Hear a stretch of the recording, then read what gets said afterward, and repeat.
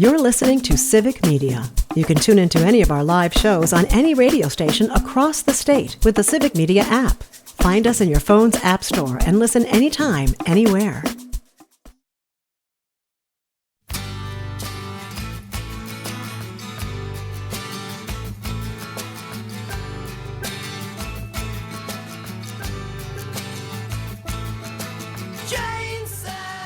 Good morning and welcome to Matenaer on Air. Jane Matenaer, Greg Bach, and Calvin Butenhoff coming to you live from our home here at Radio Park in Racine. You can always join us, call or text. The number is the same, 855-752-4842. You can leave a comment if you're watching on the live stream on Facebook, YouTube, and what used to be Twitter. Coming up at the very end of the show, around 10:51-ish. We'll wrap it up with This Shouldn't Be a Thing. Today it's the Here Kitty Kitty edition. I would encourage you to stick around for that for a few laughs. Tisbat, as we call it. Yes, Wrapping indeed. up the show. This Shouldn't Be a Thing. Coming up around 10:51. Happy to be joined by our friend Corinne Hendrickson. Has been our guest many, many times over the past few months, particularly as we talk about childcare issues in Wisconsin. You were a child care provider for a long time, Corinne, and good morning, first of all, and now you have to make a change. Yeah, good morning. Are you able to hear me or did I just get weird? No, well, you're good. You're good. We're good? Okay. So, all right. So, yeah, my oldest son is actually going to college. So, I'm on the Memorial Union Terrace while he signs up for his classes. And, yeah, I will be closing my business August 29th because there just wasn't enough funding in the state budget for me to continue staying open without outpricing my parents. And at the end of the day, after 18 years, I finally am realizing I need to put my family and myself first too. And I have to be able to, know that I will be okay. And if I would have tried to struggle like I did last year, the open spots right now was not getting them filled. And it was end of September before they were filled. And I struggled with wondering, what do I do? How do I stay open? And where do these kids go? So this summer, as I was watching the budget proceed and realized we're probably not going to get what I need in order to stay open and affordable, I started talking with my colleague, Brooke Legler, who has a group center, to see if she would have a couple spots for the children I have left to take in September, because that's how childcare works. Right. We rotate our kids in September because that's when they go to school. And so, yes, she would be able to get them in. So I'm at peace with how I'm closing, but I'm very upset and, angry. I mean, be honest, I'm angry that I'm closing in this way because I was not ready to close my business. Well, and you've been doing this for 18 years, and we've talked about this many times before, Corinne. You weren't doing this because you were making just scads and scads of money, and you have a second home in Vienna or wherever. You were doing this because you like children, and you believe in preparing kids to go to school, and that is not just babysitting. What you do and what so many of our childcare providers do is really set them up to learn and teach them how to learn. So Yeah. I think still, Yes. And I think there's a lot of misconceptions about what our childcare providers do. oh, yes, absolutely. All the hours and all the trainings, all the courses, all of, I am passionate about inclusion of children with disabilities and making sure that they have places to go. I've had over 15 children who have had special needs, as small as speech and as large as autism. And, really taking the time to learn about those kids and how to meet their needs, and also really work with their parents to first take away the stigma that it's not anything they did wrong as a parent, that their child needs extra support, Right. but then give them help and support and how to access that. And that's a lot of what I do too, is teach parents how to be better parents and how to navigate parenthood and just, prepare these kids to be good humans. And not only do I have kids up to the age of 5, but in the summertime and after school, I get my alumni, I call them, they come back. And so, I have had kids now this summer, an 11-year-old, she's been with me since she was born. And, it's wonderful that I get to get her back in the summertime and, continue that care and education that they need when there's no school available. Right. And I think that's the biggest piece we're missing is that school is one thing, preschool, keep pushing down, fine, whatever. But what do those parents do outside of those hours? They rely on childcare and high quality environments for their kids to learn. And schools rely on us to exist so that those kids are in good places during the summer and before and after school. And, it's a vicious cycle that we are perpetuating for absolutely no reason. Corinne, for people who don't know, and we're watching the budget talks and the signings that happen, some of them might be saying, well, there was money put into the childcare funding and you guys got money. Why are you closing? What's the problem? Can you explain to them the truth behind the funding that you were going to be getting through the budget that was signed a couple weeks ago by Governor Evers? Yep, absolutely. So yes, $360 million was allocated to childcare. $1 billion was closer to the number that we were asking for total. And so we got about a third. $480 million separately was for direct state investment to get us back to the monthly payments we were receiving in 2021 and 2022. And how much has inflation gone up since then? Let's be honest. Like, that's not even what we needed. And so of the $480 million direct that goes to 4,700 regulated programs, about 200,000 children and 30,000 teachers and employees, we got $110 million for 11 months. When you break that down with those massive numbers, you understand it's tiny. And it's not, nearly what we need in order to keep teachers in place. And one of the things that I did notice that was in the budget was Senator Markline earmarked, $2 million was earmarked for Senator Markline's district. I don't know if he did it, for Southwest Hospital for a grant, which they already had matching funds in order to build a childcare center at the new hospital.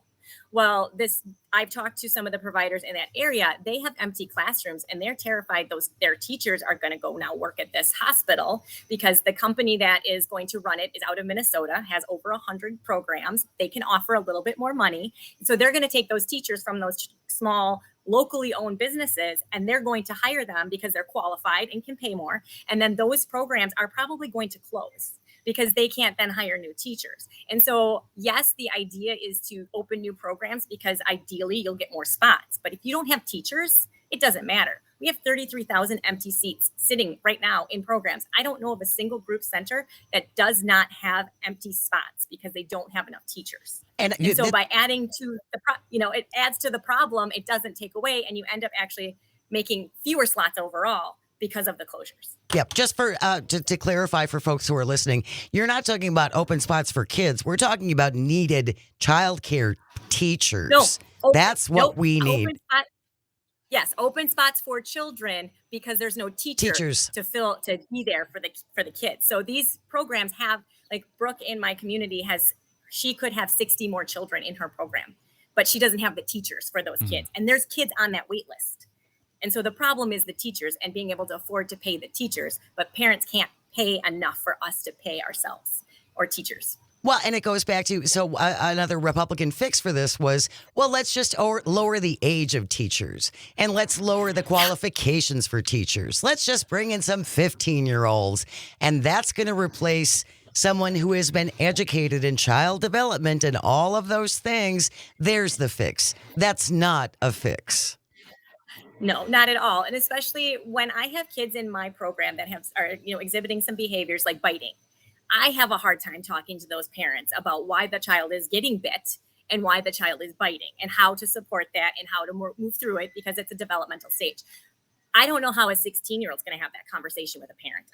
That's not going to happen. No. That 16-year-old is going to be blamed. Those parents are going to be mad. And I really would want to make sure that there's a requirement if we have if we have children watching children in our programs, that there needs to be parents signing off, understanding that that's who is in that classroom at that time. And another thing is a lot of insurance companies aren't going to allow it. So these solutions are things that we're not even going to be able to access, or they tell us it's a choice. Well, I'm sorry, it might be a choice, but I might starve to death and you might offer me moldy food and I'm choosing to starve. But at the same time, it's not a choice. It's not a choice. It doesn't have to be this way. If you're just joining us, we are talking to Corinne Hendrickson, who is a family child care provider. Had to make the very difficult decision to close her business. Announced it last week on Pat Kreitlow's show about it. And Corinne, one of the things that I guess because I don't work in Madison and I don't work in this industry, I guess the question I have for you is the responses you may have gotten from those who didn't want to give you the money. they gave you these official fixes, whether it, and when I say fixes, I mean in heavy quotations, but it just, I guess to me, the question I have for you is why wouldn't they just say, yes, here is more money to educate our children? It seems, it's short-sighted is a nice way of putting it, but it seems like deliberate and just mean-spirited to say, well, we're not going to give you the money and you have to deal with it. And if you can't, then, well, that's the free market. Yeah, I wish I knew, because they refuse to tell us why. They refuse to say why they do not want to invest. And so I can infer it's because they want women to stay home. I can infer that it's because they don't think our children are worth a penny. I can infer a lot of different things. I can, think that they think 16-year-old and more children is the answer, because they're looking at children as a mathematical equation and not as human beings, and that we're taking away their ability to thrive. We are going to put them on the path to go to prison, which, hey, by the way, you get $1 million for a child to incarcerate them per year. So for the low price of 480 incarcerated children, we could support our entire childcare system. I want to touch on that moment, that point of young people teaching. And it was either you or Trisha Peterson who spoke about it. And I'm going to phrase this cautiously. There's nothing wrong with younger people teaching children, because you have programs which will basically be like apprentice programs where they can learn. They're paired with an adult teacher, someone who has experience, and that type of program, as someone who was an apprentice, seems like a great thing to fund, to take those 16-year-olds that you say, yeah, you can teach, but let's make it so over the next 5 years you are going to learn all those skills, and then when you're 20 something, you're certified, you're ready, you can open your own business or whatever. But I mean, there is the kernel of truth that 16-year-olds working this job isn't a bad thing if they have the supervision, the oversight, the mentorship, and the desire to do it. It can't also just be like, hey, do you want to babysit this summer? And they're actually teaching kids. Yeah, and I agree with you wholeheartedly. Minnesota actually is doing a mentorship program where the children, the students, adults also, are able to access the classes for free, and then the mentor gets paid by the state to do the mentoring. Mm-hmm. Yep. And then the mentee gets paid by the state to learn. And so it's not overhead cost on us as the child care owners to do that. And yes, like I would love to apprentice, a 16, 17-year-old in my program where I can teach them and I can watch them and observe them and give them positive feedback and let them open their own family childcare when they're, mid-20s. That'd be fabulous. Yep. But the way we're doing it right now is we're throwing these children in to the wolves, and they're going to run away screaming and not even want children by the time they're done with this experience. Corrine, this could all be fixed if women like you would just do it for nothing. That'd just be such an easy fix if women just dropped out of the workforce and did labor for free. I think that's the answer. I'm going to say nothing right now. Ron Johnson has told me that to my face. Oh, God. That you should do it for free? Yeah. Seriously. In his office. Yes, in his office a few years ago when I was in DC, he literally said, wouldn't an elegant solution be for moms like you to watch other people's children while they work? And I was like, for free? And he did not respond to that. And so that answer was a yes. Well, I got to digest that for just a minute. I'm never going to forget that. And we're going to continue our conversation with Corrine Hendrickson when I recover. You're listening to Matenaer on Air. This is the Civic Media Radio Network. Stay close.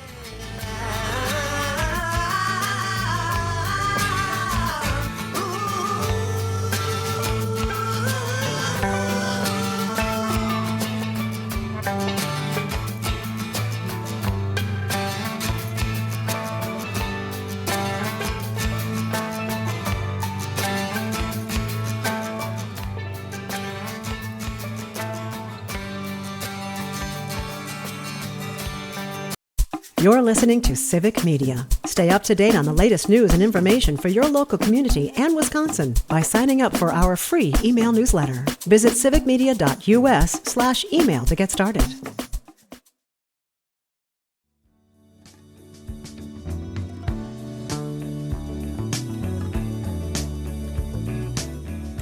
Good morning and welcome back to Matenaer on Air. Jane Matenaer, Greg Bach, Calvitini on the board, coming to you from our studio at Radio Park in Racine, where you can join us.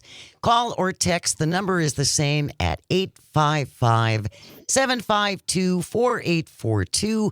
Leave a comment if you're watching on the live stream on Facebook, YouTube, and what used to be Twitter. Coming up after the 10:30 news, we will lighten it up as we always do with a segment we call Audio Sorbet.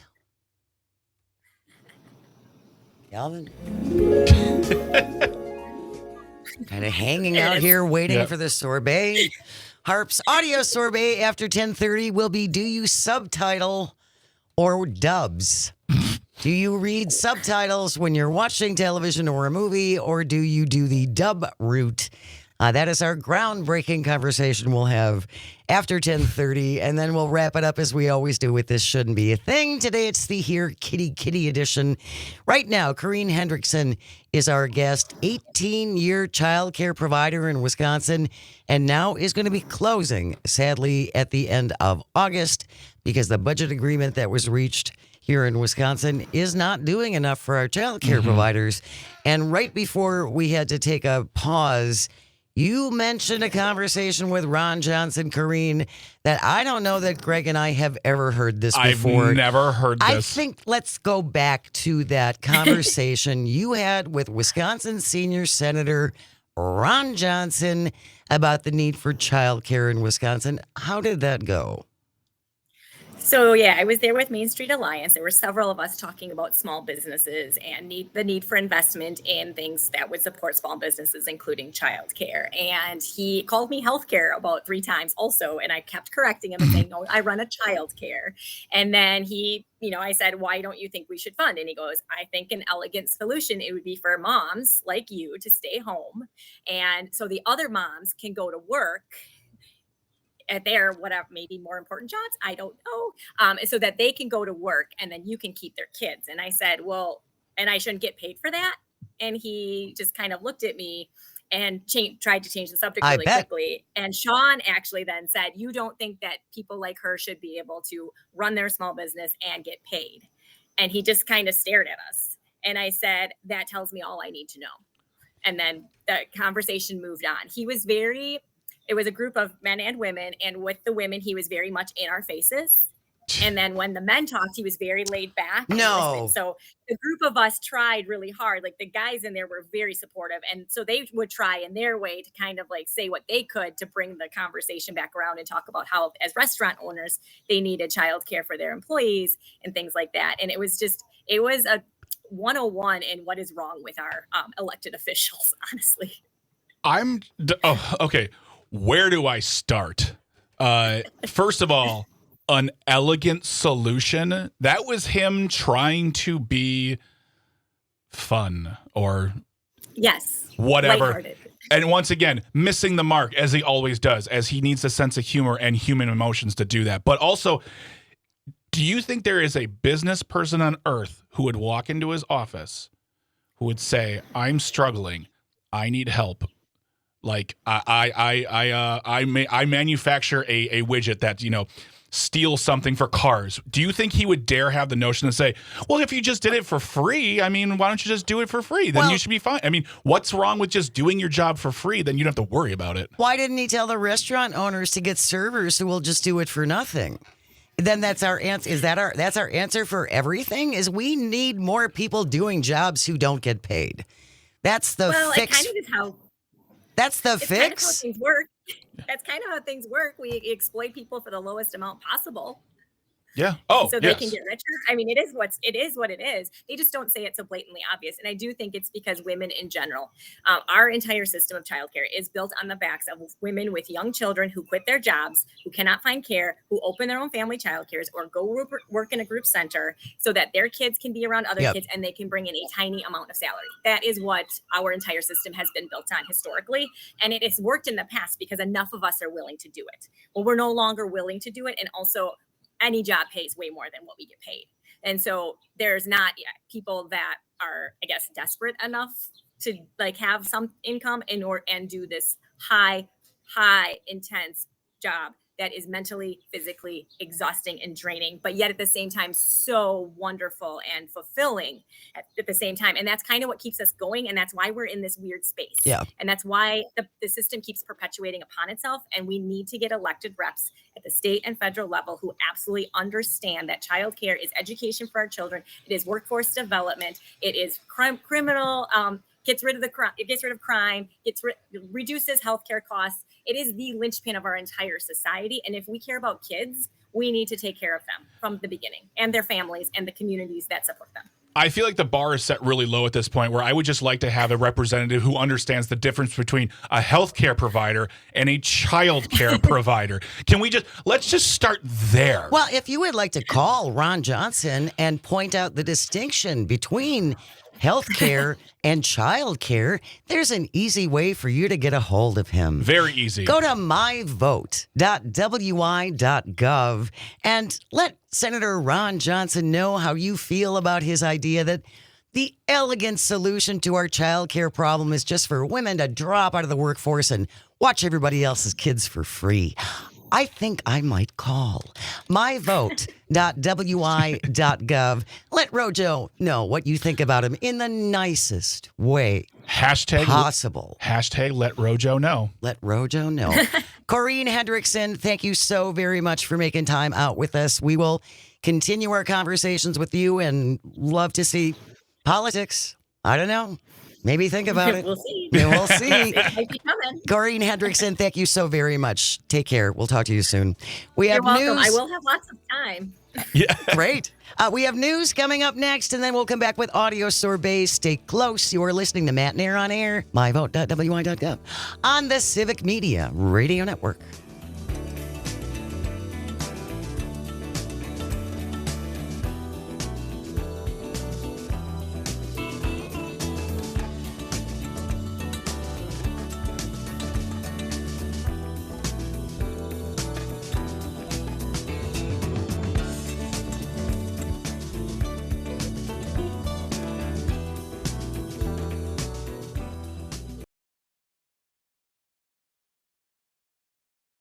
When I think you're coming here in 2019 and then coming into this season and how your coaching staff has been together now a couple of years and your roster's kind of coming together, you spend some time this offseason thinking about what's left. I mean, you've learned a lot, right? But how do I get to that next step? I think that's what we're always hunting, is trying to figure out how to get everybody to elevate. Myself, our staff, our support staff, and certainly our players, because they're the ones out there going to play the game. So that is at the forefront of our mind all the time.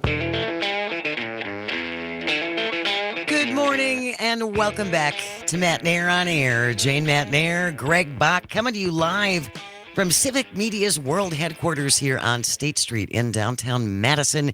We have Sweet Cal B back in Racine manning the board at Radio Park, and Dom is also here in Madison to make sure we don't break things before Todd gets back next week. Todd is in Green Bay today.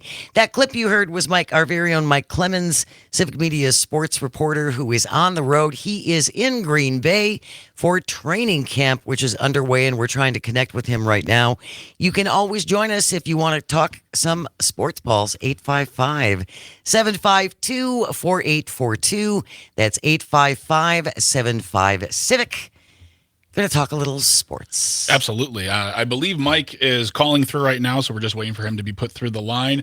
And one of the things we will be talking to him about will be the Red Hot Brewers, and also the fact that, every year it's always the same. It's, for me personally, football's done, and then all of a sudden football is here. It really doesn't seem to go away for very long, does it? No, it doesn't. That's also the same with like basketball. Basketball's finished, and then boom. And speaking of boom, we have Mr. Mike Clemens on the line right now. Mike, how are you doing, sir? Okay, I'm watching players ride the kids' bikes into practice, and then they start off practice inside the Hudson Center. Then they run their secret plays, like the Statue of Liberty and the Flea Flicker and that kind of thing. And then they'll be out in practice for about the next hour and a half, 2 hours on the Ray Nitschke practice field. There is really a lot of excitement, even though this has been going on for decades and decades and decades with the players riding the kids' bikes. It's still a huge thing. Yeah, I get some people, and I understand this, when they say, where are you going? I go, I've got to go to Green Bay now. I'll be there till Labor Day training camp. They go, oh my God, football? I'm just getting into summer. I go, I know. But training camp used to be like 6 weeks long with two-a-days and things like that. But when you have this long season, it takes that long to get these guys in shape, to evaluate who's going to make the team. And I try not to overdo it in terms of the coverage, because I get people right now are excited about the Brewers, and they should be, or going to water ski shows in the Dells or whatever, But, Right. but the fact is, for these guys, football's underway. Absolutely. And it's sort of like school too, where you're like, the kids are out of school. It's back to school already. My God, it's just July. Well, and it almost sounds like you have to ease them back into learning, right? Yeah. You have to ease them back into football a little bit. Yeah, and they have these collective bargaining agreement where they're trying to protect players and extend their careers so they can make more of those NFL checks. And so, they don't put on the pads until after 4 days. And we was just talking to LaFleur about this. I said, what do you try and get done in these 4 days with just helmets and shorts and no pads? And he says, I want to train these guys, particularly the new ones, on how practice is going to be for the rest of the year. So that when they do it like an 11-on-11 scrimmage, when they're like playing football, first of all, this is the first opportunity now as a coach. You can let these guys go 100% at full speed. But secondly, you don't end up on the ground. You don't touch the quarterback. And so you have to sort of teach those habits. So you have good, clean practices. And then you put on the pads next week and you follow the same thing. Don't kill my quarterback. Don't put my running back on the ground. But wrap up, right? So you get into a good practice that way. And it's a good dress rehearsal for the padded practices next week. And in non-practice news, though, the Packers have unveiled a new locker room at the stadium. Greg, I can't think of a better term because I'm an old guy. It's very Tron. It's very Tron. Yeah, there was a show in the 80s called Tron or something. I remember. A bike thing. Yeah. It was a movie. It was a movie starring Bruce Boxleitner and Jeff Bridges. Yes, absolutely. Love it. I love that movie.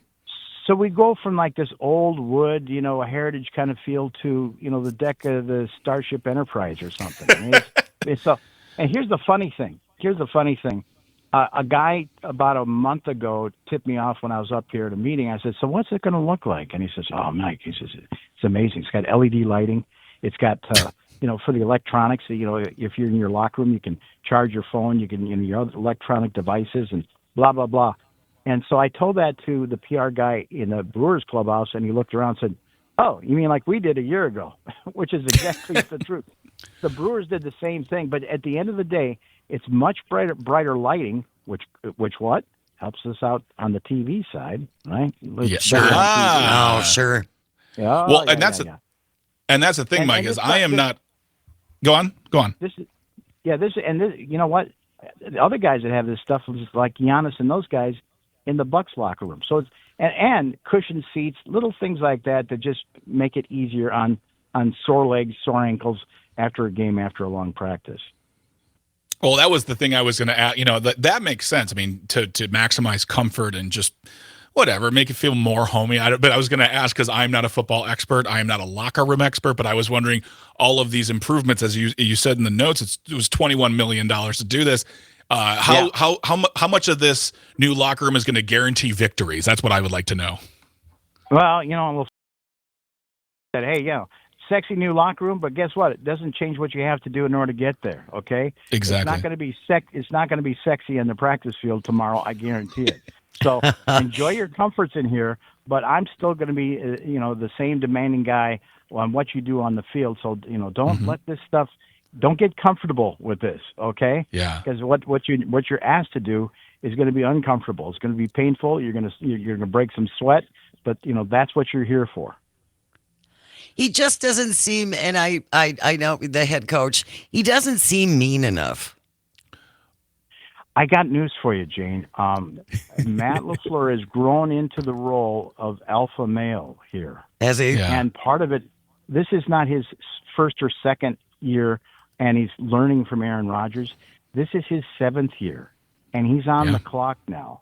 And oh, by the way, the guy who hired him retires tomorrow. And there's a new sheriff in town. Now, Ed Policy has been with this company now, this team, for 12 years, and he's been there through all the kinds of ups and downs and stuff. Post the Super Bowl win, when Aaron Rodgers led the team to Super Bowl 45, but Ed Policy, it's going to be his ship now, starting next week.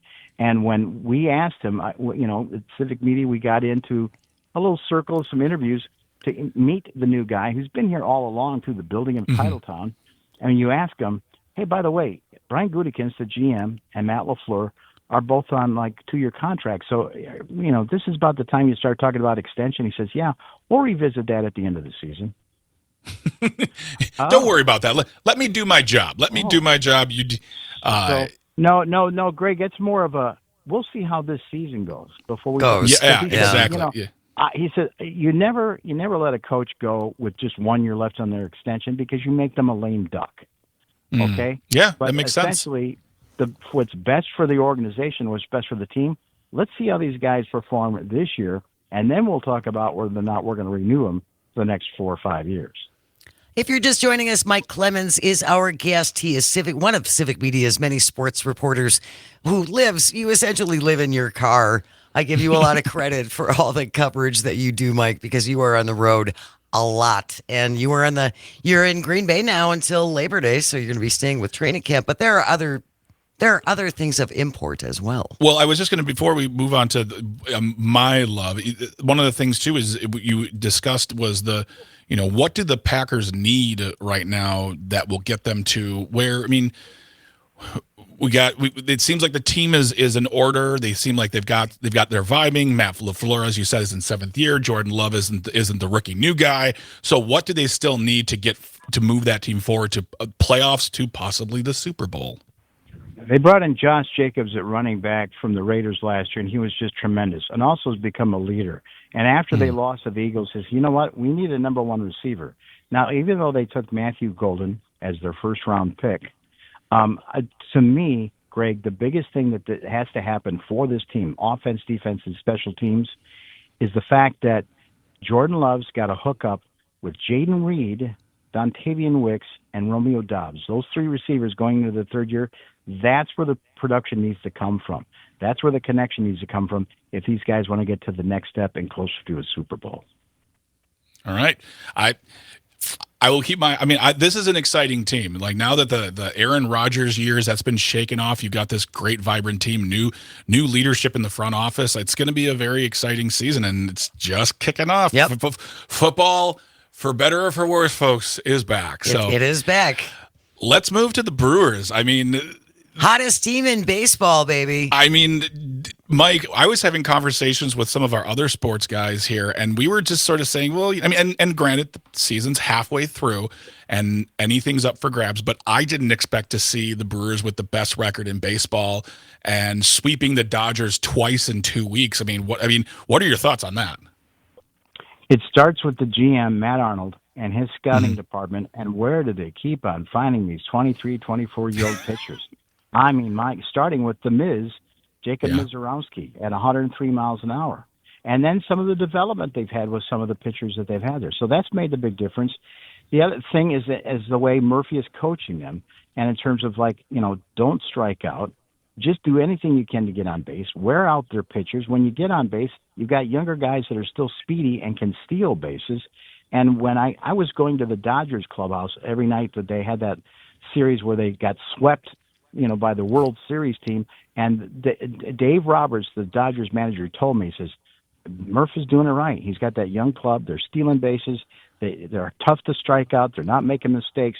And they're a tough team to beat right now. But the other thing is Pat Murphy.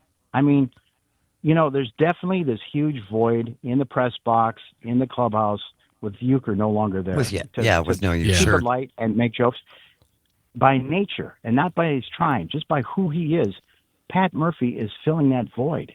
So now you see the elder statements, the funny guy, but also the guy holding you accountable is no longer the announcer, it's the manager. And if anything, maybe it's made that bond with these players and Murphy even closer and he's the one who determines if you get in the game tomorrow or not. So Murphy Interesting. is he's so funny. And Yeah. you know, Jane, if you walked into the clubhouse, or I could take you to a game, he'd say, "Hi, Jane, nice to see you. What's with the shoes?" You know. At first, you'd like, "What is this jerk?" Right? You know. But then you realize when you see him initiate new reporters, new people in, that's the way he works. Now that means you're in the club. You're part Right. of it. Yeah. Because the next new person comes in, you laugh along with him. That's how Right. clever this guy is. I personally love Pat Murphy. I know he's in his second year, but it's a breath of fresh air from, nothing against Craig Counsell. He is one of the greatest coaches, and he's got his style. But Pat Murphy's just loving life, and I'm loving that. And I love that he can do the whole be fun, be funny, but also be an actual coach to it too as well. Mike Clemens is live in Green Bay for training camp. Michael, thank you so much for joining us. We'll touch base again over the weeks and see how things are going up there. Really appreciate your time. Thank you, Jane. Thank you, Greg. Take care. See you later. Stay close. This Shouldn't Be a Thing is on the way, underwear edition. You're listening to Matenaer on Air on the Civic Media Radio Network.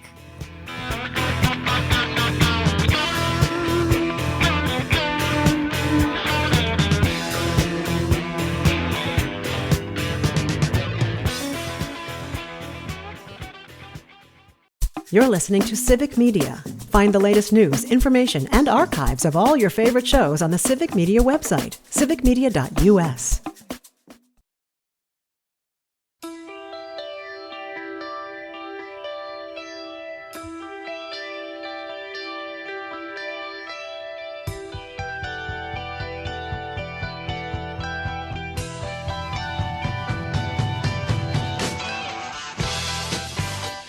Good morning and welcome back to Matenaer on Air. Jane Matenaer and Greg Bach coming to you live from Civic Media's world headquarters here high above State Street in downtown Madison. We got Dom with us here in Madison, Calvin back at Radio Park in Racine, and you can always join us as well at 855-752-4842.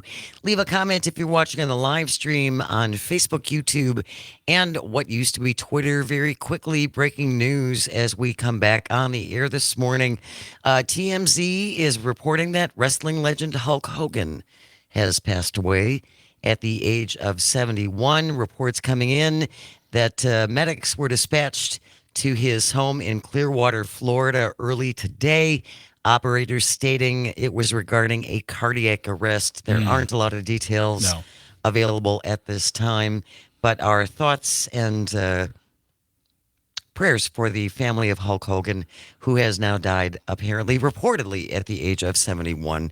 A Daily Beast picked it up. That is the only place I saw it. There were a break. couple other radio stations that are breaking the news as well, and as we know more, I'm sure it will be talked about as far as his life and times, and probably the most influential wrestler of the modern And era. how he changed. Yeah, absolutely. Right? Changed wrestling.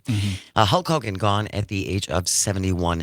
Coming up tomorrow, it is Friday. That means it's Free Ticket Friday. So if you don't have the Civic Media app yet, go to wherever you get your apps, download the Civic Media app. It's absolutely free.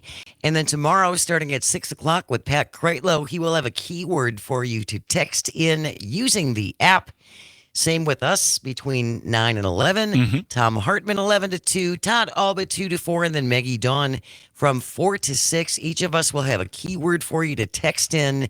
And then you're in the running for a 4-pack of club-level seats for the July 30th game when the Brewers host the Cubs. That's right. Get comfy in second place, Chicago. That's what I'm saying right now. That's where you're going to stay. Yep. That's where So yes, download the Civic Media app for Free Ticket Fridays. That is coming up tomorrow. Also, Dan Schaefer will be recombobulating with us for a large portion of the show. Right now, though, it's getting late, Calvin. 10:55. That means it's time for This Shouldn't Be a Thing. If you have a thing you think should not be, send it in to Greg and me at janesays at civicmedia.us. Calvin found this one from the Associated Press. Charlotte Graham McClay with the byline. The headline reads, "A cat named Leonardo da Vinci doesn't want your affection. He wants to steal your underwear."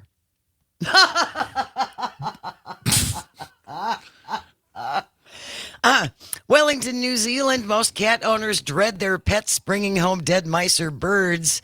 But for the owners of one cat in Auckland, New Zealand, there is a worse shame: being the accomplice to an unstoppable one-cat crime spree.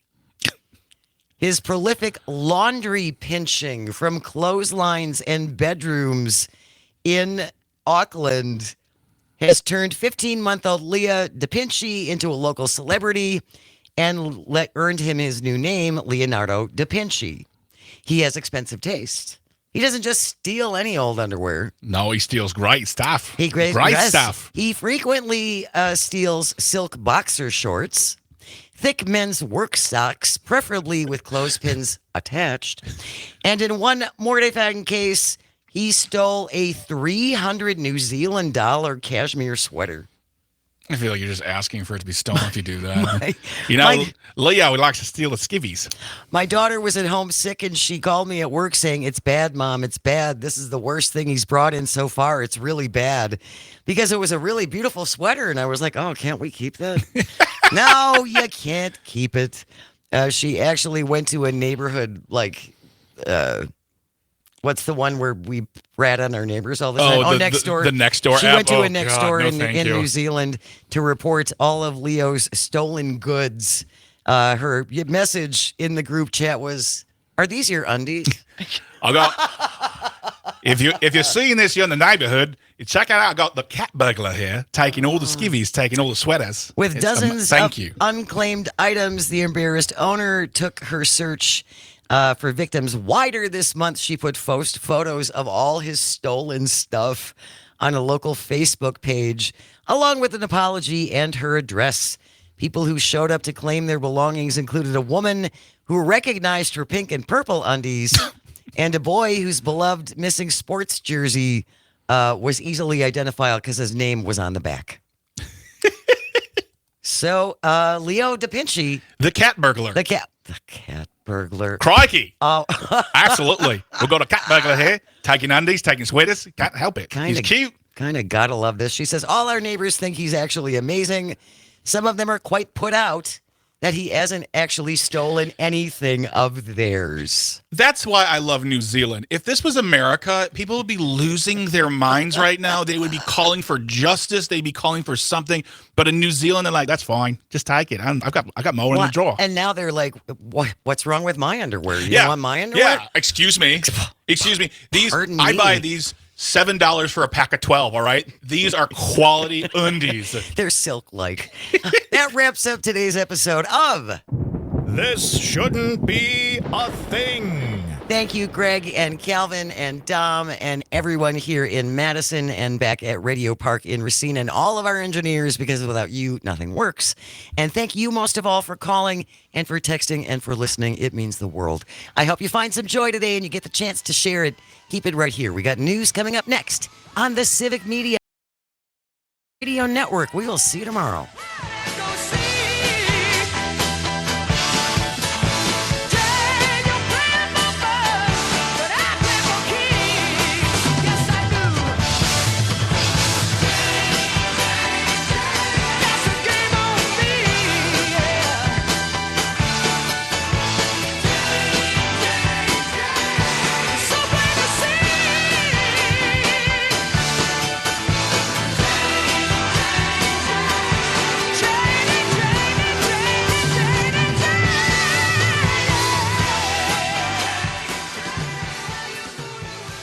The national news cycle never stops, but it can be hard to find news about your local community. Civic Media is dedicated to providing quality local and state news coverage across Wisconsin. With the Civic Media app, you can get notifications about local stories that matter to you and your community. Find the free Civic Media app in your phone's app store and choose notifications from the menu to tell us what kind of news you want to hear about.